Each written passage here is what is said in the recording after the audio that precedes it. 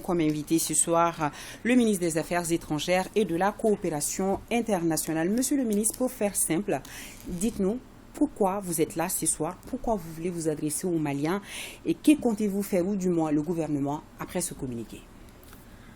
Bonsoir. Je crois que le premier point, c'est d'abord de prendre l'opinion nationale et l'opinion internationale témoin pour qu'on comprenne que ce qui est en train de se jouer, ce n'est pas le droit. Parce que cette institution qui est l'Union économique et monétaire ouest-africaine, comme toutes nos institutions qui sont bâties sur la règle de droit, qui ont d'ailleurs sanctionné le Mali sous le prétexte que le Mali n'aurait pas respecté des textes communautaires par rapport à la gouvernance. Et voici que c'est le même Mali qui est sanctionné sur des bases qui ne sont pas légales.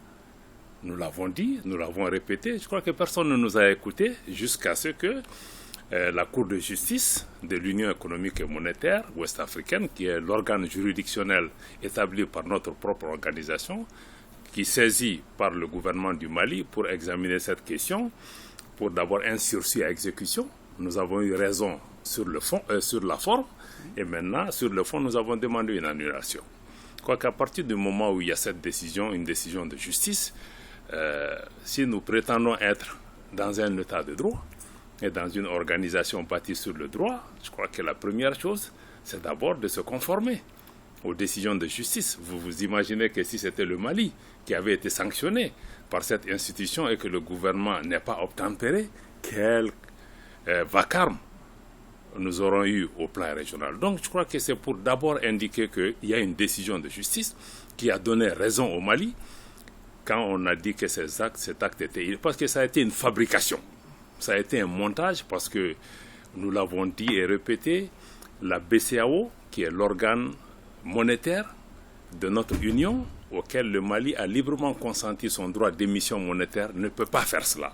Parce que l'article 4 du statut de la BCEAO est extrêmement clair. Cet organe ne peut recevoir des directives ni des chefs d'État, ni d'un pays, ni d'aucun autre organe juridictionnel. Et justement, la BCEAO a reçu des instructions pour agir sur la base de critères politiques.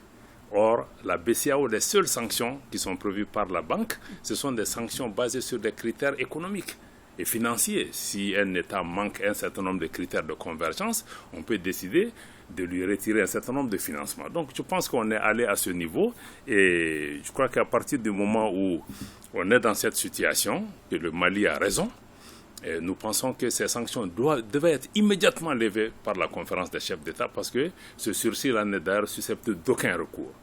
Et le deuxième argument, c'est d'indiquer que la CEDEAO elle-même qui a bâti ces sanctions économiques et financières par la fermeture des frontières, mais la fermeture des banques, la CEDEAO n'a pas de banque.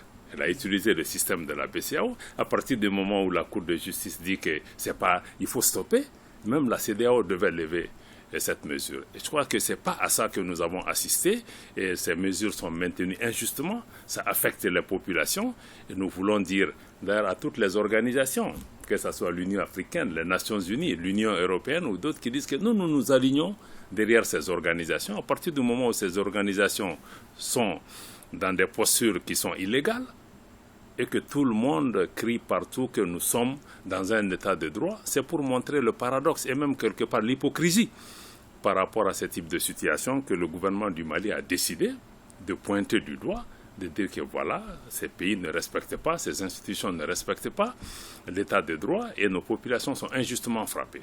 Et le Mali va continuer à utiliser de toutes les voies de recours pour obtenir l'application de cette mesure-là. Je crois que c'est ça aujourd'hui que nous voulons mettre en avant et aussi dire que même cette décision de la BCEAO, nous savons qu'il y a des donneurs d'ordre ailleurs. Nous les avons vus sortir récemment des bois pour donner des injonctions. Nous savons que notre pays est aujourd'hui puni et sanctionné pour ses choix politiques.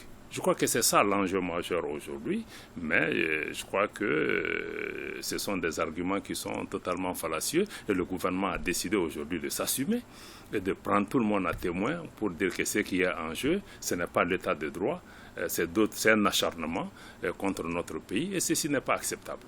Oui, le communiqué dit non-respect des textes, des engagements politiques, des 2 poids 2 mesures. Monsieur le ministre, malgré tout ça, est-ce que les négociations se poursuivent-elles entre le Mali, les chefs d'État et ces institutions-là? Le dialogue n'a jamais été rompu, en tout cas du côté du Mali, depuis le début. Le président de la transition, son Excellence Assimi Goïta, comme le Premier ministre, nous l'avons de tout temps clamé notre attachement au dialogue et nous nous sommes engagés dans ce processus de discussion. Vous vous souvenez qu'au sortir des assises nationales, le Mali avait mis sur la table une proposition d'une transition de 60 mois, 5 ans en résumé. Et dans le cadre de discussion, nous sommes arrivés jusqu'à une transition de 2 ans, ce qui me semble être un délai qui est réaliste compte tenu du contexte sécuritaire, du contexte politique du pays. Et nous voyons aussi un certain nombre de chefs d'État de la CEDEAO aussi qui sont sensibles à notre message. Mais aussi nous voyons que certains sont dans des postures de pouvoir obtenir un effondrement du régime et il n'y a pas vraiment une bonne foi de certaines entités pour pouvoir arriver à un accord. Aujourd'hui, le gouvernement du Mali a indiqué qu'il nous faudra 24 mois pour pouvoir conduire les réformes nécessaires pour améliorer le niveau de sécurité du pays et aller vers des élections transparentes et crédibles pour un retour à l'ordre constitutionnel.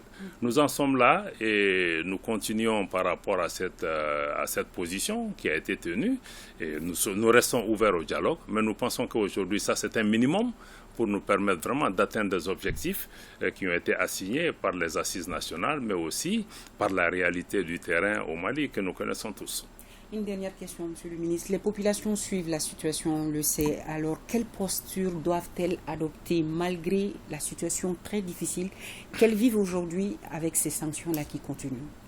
Vous savez, le gouvernement, le chef de l'État, nous tous, nous ne sommes pas insensibles. Nous le vivons. Nous savons que c'est des situations extrêmement difficiles. Et ce que nous souhaitons, c'est que ces mesures puissent être levées pour qu'on puisse arriver à une situation normale.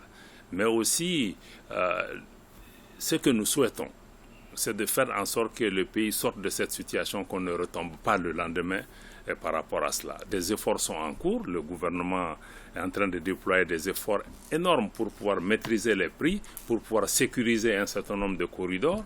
Et nous allons nous battre pour que le pays puisse obtenir ce que nous cherchons pour pouvoir avoir la paix, la stabilité, pas à n'importe quel prix. Nous sommes ouverts à un compromis. Nous souhaitons pouvoir arriver à un compromis. Et si ce n'est pas le cas, je crois qu'il faudra que le pays puisse assumer, avancer et en tirer les conséquences. Mais cette décision n'est pas la mienne, c'est une décision des Maliens de décider jusqu'où on veut aller pour obtenir ce qui semble être important et crucial pour notre pays, ou s'il faut seulement se plier et se laisser marcher dessus et accepter tout ce qu'on nous demande. Merci beaucoup, Monsieur le ministre, pour tous ces éclairages. Je rappelle que nous avons comme invité le ministre des Affaires étrangères et de la coopération internationale, Monsieur Abdoulaye Diop, qui répondait donc à nos questions.